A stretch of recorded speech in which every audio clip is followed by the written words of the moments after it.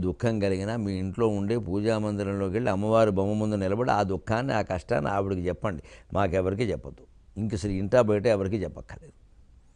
ఆవిడకైతే చెప్పక్కర్లేదు. ఎదురు అలా నిలబడి నమస్కారం చేస్తుంటే మన కళ్ళల్లో నీళ్లు వచ్చాయంటే ఆవిడ తట్టుకోలేదు. బిడ్డలు బాధపడితే తల్లి తట్టుకుంటుందా? అంత నమ్మకం ఉండాలి భగవంతుడి మీద. అందుకే ఈ పద్యం. మా అమ్మవారి బొమ్మకు నా యాతనలెల్ల చెప్పి నసుకూర్చునుండను. బొమ్మ అనే అనాను కావాలి. బొమ్మగానే ఉంది కదా, బొమ్మే అందాం పర్వాలా. బొమ్మే అమ్మవారు అవుతుంది. మనం బొమ్మ అనుకుంటే బొమ్మ, అమ్మవారు అనుకుంటే అమ్మవారు. మన భావనలో ఉంది. యద్భావం తద్భవతి. మనం దృఢంగా భావించాలి.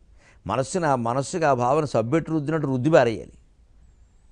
చెప్తే వినవే అంటాం అంతే. అది బొమ్మ కాదు అమ్మవారు అంతే. మాట్లాడక కూర్చో, ప్రార్థించు, కనపడుతుంది అంతే. చిన్నపిల్లాడికి చెప్పినట్టే మన మనసుకు చెప్పాలి. చిన్నపిల్లలు పెద్దవాళ్ళు చెప్పింది నమ్మేస్తారు.